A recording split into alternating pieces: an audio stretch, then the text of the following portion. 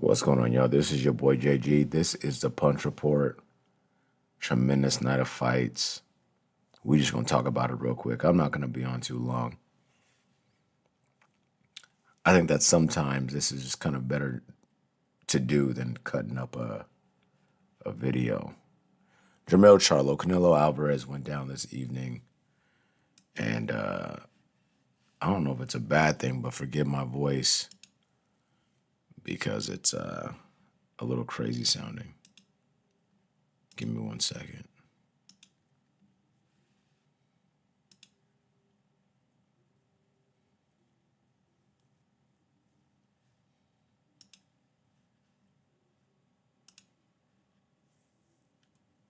What did you all think of the fights this evening? A lot of good cards. If I'm going to be critical of anything, it's definitely going to be the Showtime commentary was crazy tonight. Before I get into that, let me get into my thoughts on what's up, DH. Shout out to you. You stay consistent. Before I get into the Showtime commentary, which was fucking horrible tonight, I want to kind of do a deep dive into Canelo Alvarez, Charlo, and that bout. So first and foremost, I broke the fight down, and I had Canelo winning the bout. I did a video 2 days ago. My prediction was Canelo by mid-round to late round stoppage. That did not take place, but Canelo was victorious. And up front, I want to say this. Big time shout out to Charlo. One of the things that really I was concerned about in this particular bout was, he had an action style at 54. He took a lot of risk. He came out of position quite often. He did things that, will get guys that are not as tough as him knocked out. And in the fight against Canelo Alvarez, he came and he boxed. He utilized lateral movement. He jabbed. He was a little too quiet in the early rounds. His lead hand was really good. Canelo was just a better boxer, better fighter. But if this Charlo with discipline, a good jab, he demonstrated a crazy-ass chin. He goes back down to 160 or 154. This is going to be a tough guy to beat, Charlo. This is one of the rare scenarios in boxing, in my opinion, where you really do have two winners. And I want to shout out Canelo, too, because he really respected Charlo. He took him serious in this fight. I picked him to win, but you don't know how a guy's going to show up. And Canelo, with the Bivol fight, the Triple G fight, the John Ryder fight, he didn't look all that good, in my opinion. And he got in crazy shape. He looked good. He pressured Charlo. I'd like to see him show more variety, Canelo, but he did what he needed to do to win this fight against Jamel. So the future is bright for both of these guys. The post-fight press conference or the in-ring press conference with Jim Gray for Canelo Alvarez, to me, was telling, because one of the things he was singing and selling was, hey, I love my fans. I love the sport. I'm here, and I'm committed. And I think he was on that message primarily because there were a lot of questions about who he was and his dedication to the sport of boxing. And he went out there and he put on a good performance against a fighter in Jermell Charlo who showed up ready to win. I wish he was been more active early, even if it results in you getting knocked out. He said, like I said, I'm a little under the weather. He said he put down the cervezas, the Corona. Shout out to DH. It's clear to me that Canelo Alvarez, he took this serious. But on that track, on that path, when you think about Canelo, he's 33 years of age. I think he's only 2 months older than Charlo, and has more knockouts than Charlo has fights, and that's why I think this is significant for Charlo. But I think Canelo can be great still in the sport of boxing. I think about the Errol Spence fight, Bud Crawford, and that fight looking the way that it did, and Bud Crawford claiming the spot is pound for pound number one. I would be interested to see what media says going into Monday and Tuesday of next week and how they view Canelo with his performance, going up against Jermell, coming up in weight, and how they regard it. I think it is a significant bout for both fighters. And I think that if you weren't rating Jermell before, you kind of got to rate him now because both fighters look very clean. Quite honestly, Canelo was a little more lumped up than Jermell was, despite the discrepancy in punches thrown and landed. Jermell Charlo leveled up this evening, and Canelo Alvarez showed why. He's still to be considered one of the best fighters on planet Earth. Now, the first thing I thought about when the fight wrapped up was, okay, how does this Canelo stack up against a David Benavidez? And then I had to correct myself a little bit because you approach the sport based on what you're receiving in real time. I think that Canelo Alvarez was able to identify, like, Charlo, strong puncher. He's being pretty bashful, shy in the leading portions of this bout.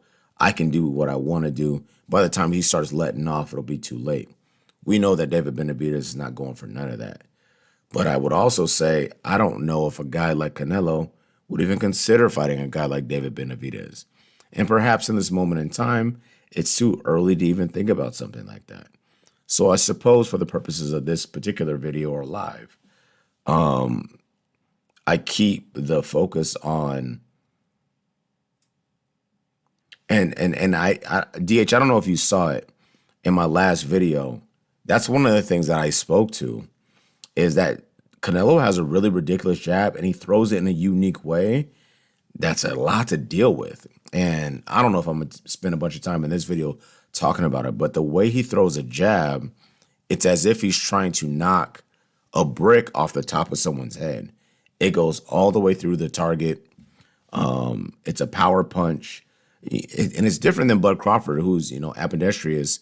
So if he's in the southpaw stance, he has a lead hand shot. That's a jab, but it's a really, really powerful jab. And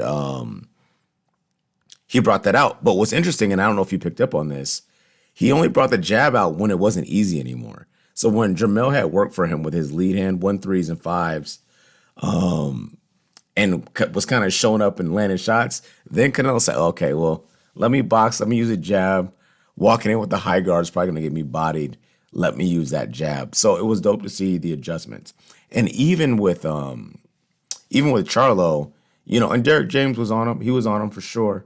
Even with Charlo, though, when Charlo came out and started doing combinations, 1s, 3s, and 5s, and I really mean that, he would go jab, 3, go 5, and then step off to the right and try to get a right hand if he could. He had way more success, and you had to see Jermell Charlo make adjustments. I don't know if I want to even talk about what's next, but what I will stay on is this. Jermell Charlo, if you can safely go back down to 54 and he fights this way, I don't know who beats him. Shout out to Bud Crawford. He looked good against Arrow. We'll see what happens with that whole deal, but I like Jermell fighting this style of fight, using a jab, moving really well. I think that he's a bigger puncher than Bud Crawford if you talk about raw power or damaging power.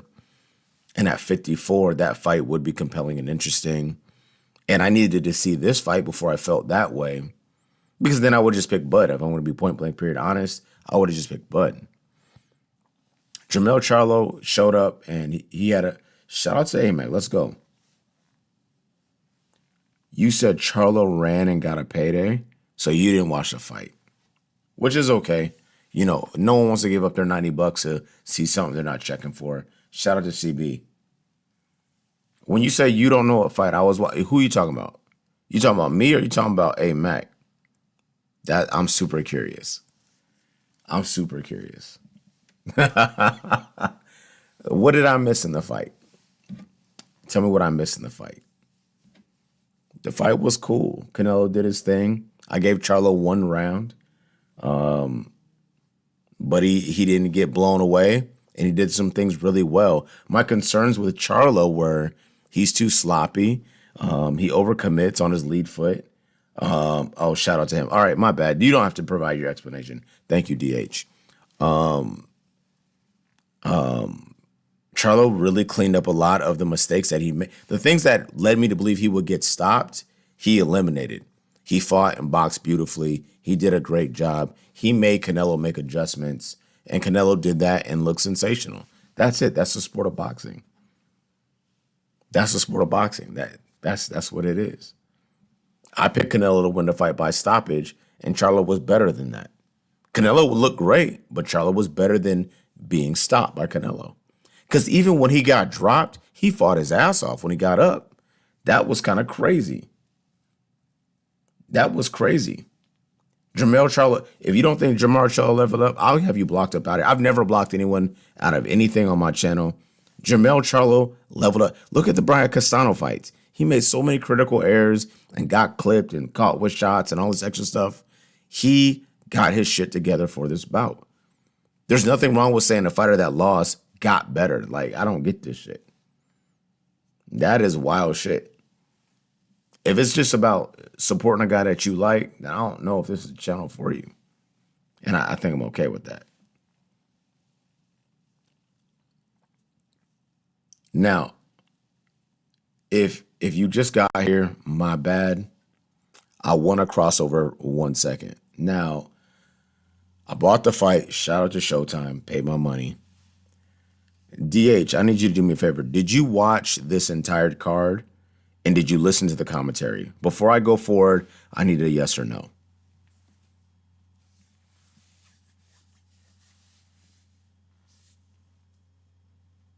Shout out to everybody in the chat, because this is going to go crazy. I'm about to go off.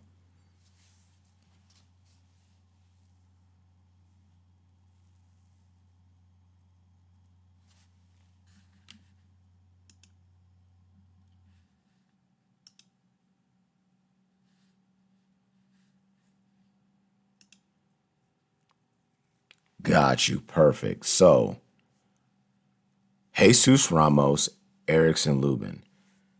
There's 8 people in here. That's 8. That's the 8 people that I need to be in here right now. Showtime completely and utterly shit the bed, calling the Erickson Lubin Jesus Ramos fight. And listen, I don't really like going right at networks and commentators and shit like that, but they actually had me thinking I don't know shit about boxing. Anytime Jesus Ramos moved or did anything, they glazed my man up crazy. Erickson Lubin fought beautifully. I'm glad the judges scored it the way that they did because they had it right. But the commentary would be like, yeah, those shitty 18 jabs Lubin just landed, that doesn't mean anything. But this glancing right hand by Jesus Ramos, he's going to knock this guy out. This shit was fucking insane. I'm talking to my lady. She in the kitchen getting some food ready and shit. And I'm asking her questions she don't know the answer to because she's not checking for boxing like that. And I'm thinking to myself, hey, am I tripping watching this? Tell me you want Erickson Lubin to lose without telling me you want Erickson Lubin to lose. Shout to Jesus Ramos. He's 22 years old. He's going to be just fine. He threw some big body shots and he just walked in with a high guard, got jabbed up and outboxed. Pretty much like every round. I think he had 2 rounds late where it was definitely his rounds. But Erickson Lubin won that fight fairly clearly based on my understanding of the sport of boxing. But if you listen to that shitty-ass commentary, yeah, I don't care. Demonetize my video. If you listen to that terrible, terrible commentary, Jesus Ramos, Erickson Lubin, that was crazy. That was absolutely crazy. Jarrell Joseph. Shout out to Jarrell. Oh, shit, another one. Copy. Jarrell Joseph, did you watch the fight? I'm curious if you watched the fight. I'm going to be on this live forever. I don't care if 10 people in here the whole time. Maybe this is what I'm supposed to do on my YouTube channel. Have conversations about the reality of boxing and what happens. Jarrell Joseph, are you still there? Can you hear the sound of my voice? All right, cool. We're going to move on. I don't know if he's here anymore. I hope he has something of substance to say. But anyway, Um, this was a really good fight. Canelo won pretty much every round, but like one and a half other round. Canelo did his thing. He was a better boxer. For those of you who've never watched my channel before, I have 3 videos where I broke this fight down. I picked Canelo to win the fight. I said Jermell Charlo's bad habits of going to the rope would cost him if he continued to do that, and he did. My concern for Canelo was, is he taking the sport of boxing serious, training, getting in crazy shape, making sure his gas tank is full? And 2 days before the weigh-in, he had some images, or excuse me, a video that he posted on social media where he looked fantastic. And to me, I've not seen him like that in quite some time. I even went on to state that I didn't like seeing Canelo at the higher weights. No, that's true. That's shout out to DH. That's true. But I'm not gonna give up. I'm definitely not gonna give up. There's like 3 people over like the tens of thousands of people who've seen anything that I've done that I've converted. So that's 3 more than I thought that I would get. But that's facts. And I think that's one of the things that makes the sport of boxing great, but also makes it a bit of a headache. The tribalism, you rooting for motherfuckers you don't even really know like that because they might be Nicaraguan or Hispanic or a black dude from Philly or whatever. But the sport of boxing is pretty dope. I love it. And in my opinion, tonight's a great night of fights. Normally I track the rounds that I give. I don't remember which round I gave, but there's 2 rounds close that I gave to Jamel in the middle stages of the fight where his lead hand was cool, and then he had an uppercut where he actually rocked Canelo's head back. I'm not gonna say Canelo was hurt, but his distance and his measuring was good, and he was letting off combinations with fluidity, and he just looked good. And I don't know if his rounds Canelo's gonna take off, so to speak, or whatever. But I wish Jamel would have gotten his bag earlier, and maybe he gets stopped because of it. But when he was letting his hands go, he was having success, and you can do that against Canelo because he believes in his chin. And he does have good hand discipline, Canelo does. But I don't know. Here's what I'm going to say. I just think that Jermell Charlo showed me some shit tonight. Straight like that. If you bothered by Jermell Charlo showing me something tonight, that's wild shit. He could fight in 2 weeks. He took no real damage. He got dropped with a really great shot. And the thing of it is he got buzzed. He sustained the damage, but intelligently took the knee. I'm not taking anything away from Canelo. But Jamel said, okay, I'm buzzed right now. Let me take this knee and then be cool. I think that's a big deal. He did a great job. Dennis Ugas and Mario Barrios. Yo, that shit hurt my feelings. I like Mario Barrios and I like Dennis Ugas. Ugas got punched one time in his Aerospin's eye, and this shit was already looking crazy. Then he couldn't get off. Barrios won rightfully. It was a cool fight, like from an action perspective. Ugas just turned 38. They said on the telecast. I'm glad he got back in there, but maybe it's a wrap for him. As far as Mario Barrios is concerned, when you start thinking about the guys who can punch at 47, we already saw what Keith Thurman did to him and got stopped by Tank Davis at 140. I'm not saying he can't have success, but what I am saying is when you fight these guys, the top guys, imagine Mario Barrios against Jaron Ennis. Yo, that shit don't go 5. Even if he fought Roman Villa, the dude that Jaron Ennis cooked in like 10 or 11 rounds or 8 or 9 rounds, Mario Barrios against Roman Villa at 147. That shit is crazy. Shout out to Mario Barrios. He's a big dude for the division. He was big for 40. He big for fucking 147. So shout out to him. Now,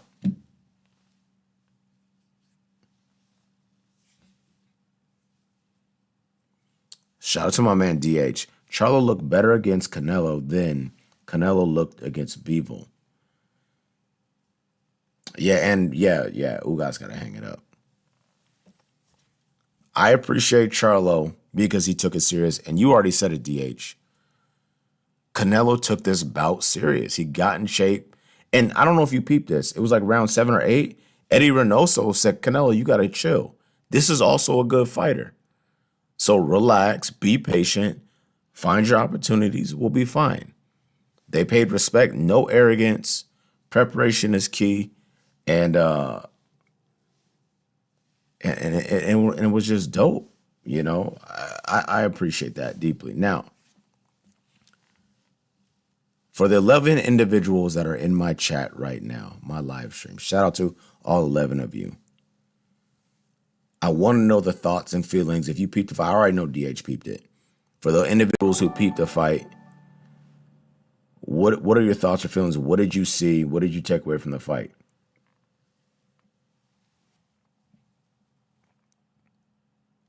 And what's next for Canelo? It's not going to be David Benavidez. That's not going to happen.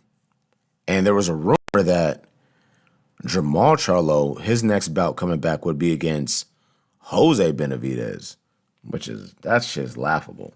That's not a good fight. That's not a good fight.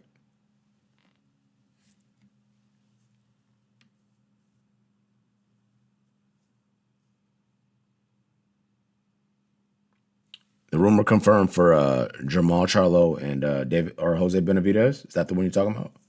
Shout out to LJ.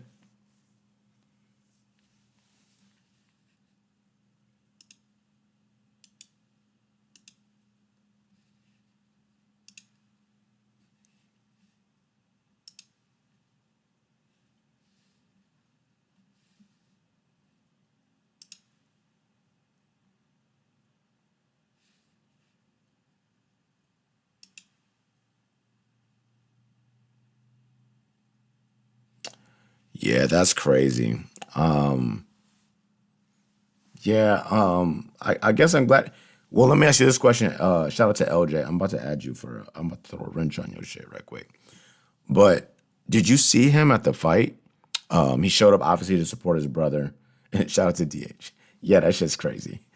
He showed up to support his brother, and obviously he's been out of the ring for quite some time now. But he looked away to me. How he presented didn't look like he is like a fight dude like that.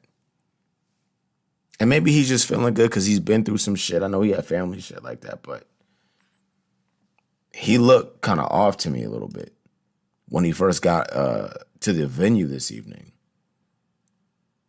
He looked a little bit off, I'm just saying.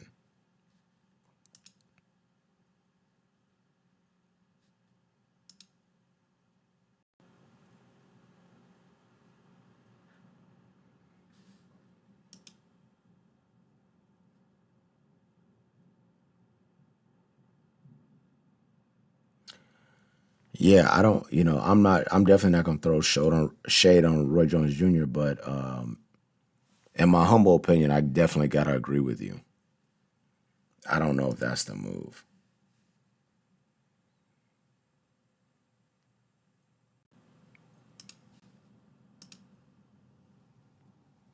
Exactly. Shout out to my man DH. He looked like he's struggling a little bit.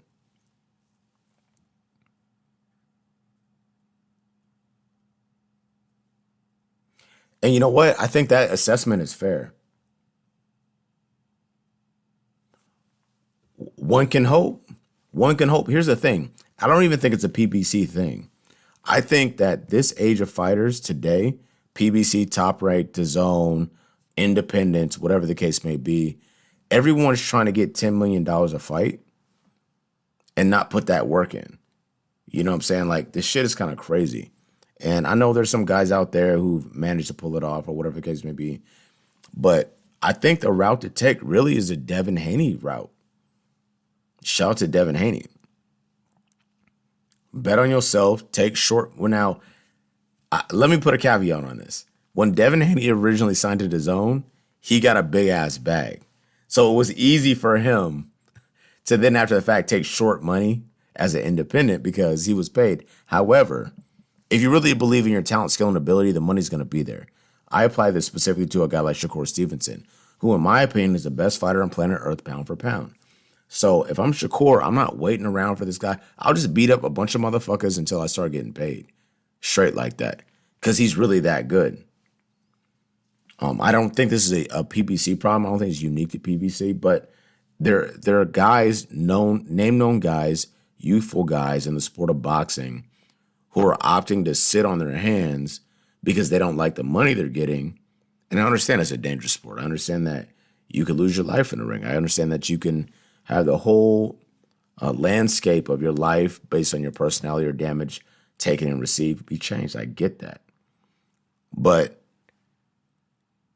you sign up to fight George Kambosos if you're Devin Haney, and you commit to fighting twice in Australia.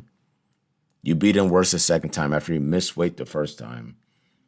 And then now you're in the driver's seat. He committed and sacrificed as a young person.